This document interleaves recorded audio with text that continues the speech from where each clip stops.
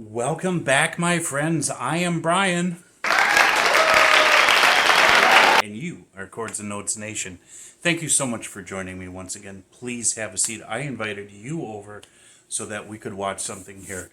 The Amboy Dukes. The song is called Migration. This is off of a live performance off of PBS back in 1970. The only thing I know about the Amboy Dukes, other than when this was recorded, is Uncle Ted.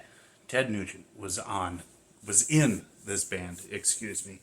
So I'm doing a little research here before I get started, because I think I may want to travel this road if you guys are interested. But it looks like they were active from 67 through 74.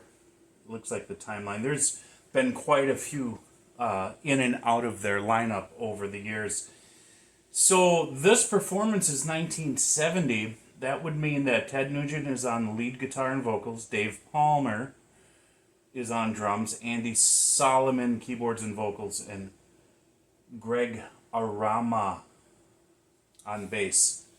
We'll watch it. We'll listen to it together. And then I'll talk to you about it afterwards.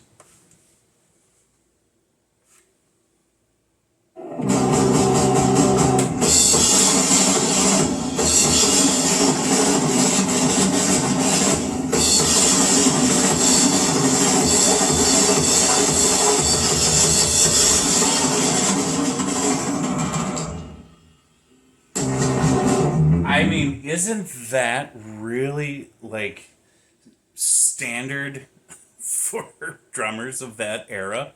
Just to be fast and just blitzkrieg on their drums. I think a lot of them probably were influenced by Buddy Rich, Gene Krupa, and the such drummers like that in the jazz era, or in the jazz genre. But every time I see a new band that's from like the late 60s, early 70s, they always have a drummer that's just trying to kill those drums, man.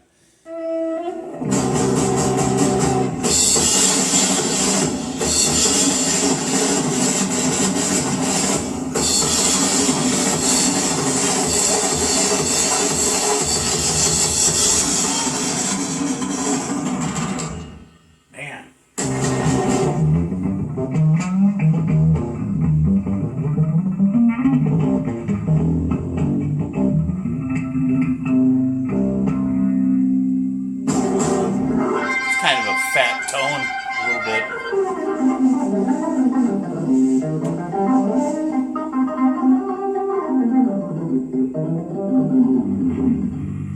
That organ sound is so cool, isn't it?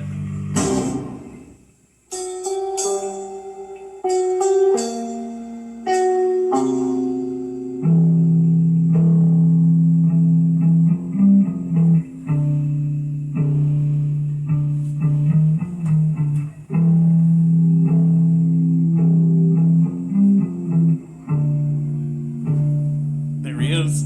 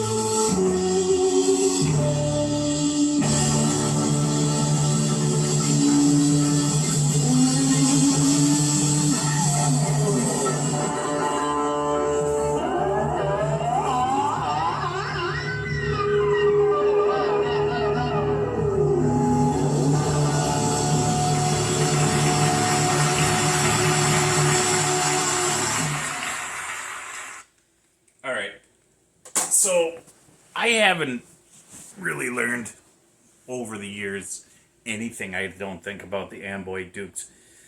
I've heard Ted Nugent mention their name, you know, but I don't think I've ever listened to or seen an interview with him where he talks about his time with them.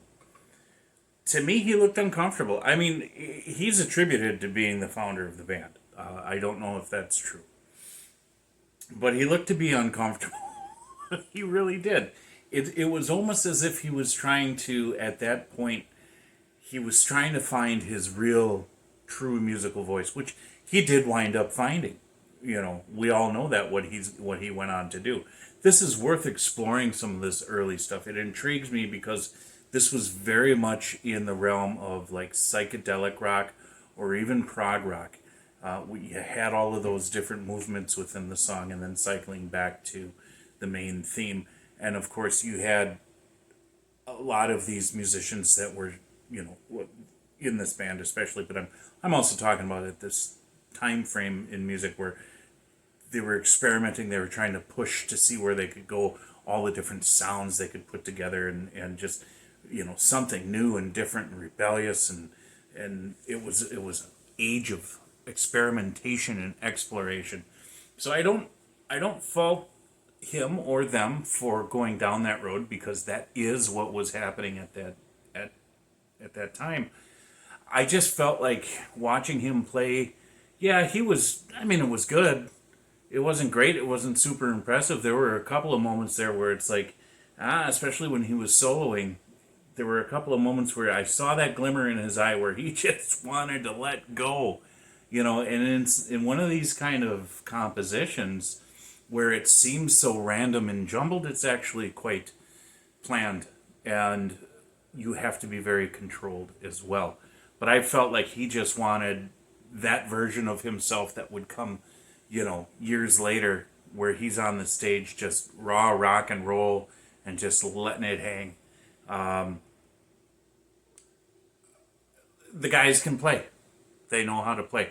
I don't think the composition really did anything for me in particular. It just opened my eyes to that there were more than the household names that we know back then that were trying to do the same thing. It was a movement within music, and it was surprising that Ted was a part of that in the Amboy Dukes. I do know that right around 75, 75, he toured with Rush on their Down the Tubes tour for the Caress of Steel album. They were both at a low point in their career. And he was opening, I think he was opening for them or they were opening for him. I don't know. But they, you know, Rush, as you guys know, is one of the main influences in my life musically. So knowing that they toured together and knew each other, I like that connection there. You know, the thing is with Ted also, he's never done drugs, he's never drank, he only eats what he kills.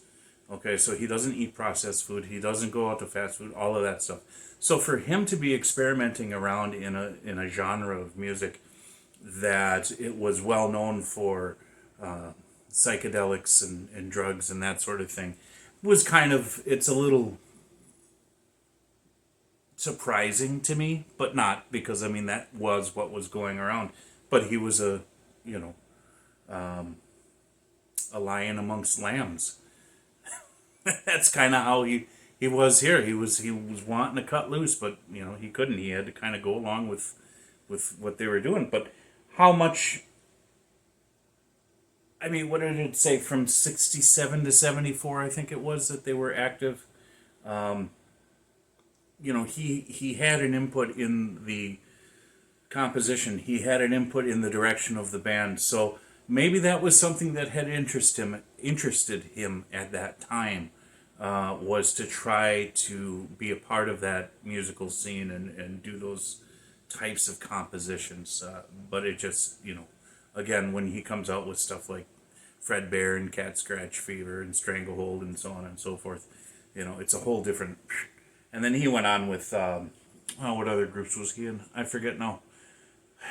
Because now I put myself on the spot. But anyways, yeah. But I think I want to explore a little bit more of the Amboy Dukes, just to satisfy my curiosity, if anything. So that's all I have for this one, guys. Hey, you know what? Thank you so much for being here. I appreciate it. Please check out everything in the description box below. Check out all the things that I do. Super thanks are awesome. Welcome. You guys want, a song reacted to? There are ways to get that done. You're competing for a lot of my time, which is spent. A lot of it is spent working. So follow the roadmap, so to speak, in the description box below. But that is all I have for you. God bless you. Jesus loves you, and I will talk to you later.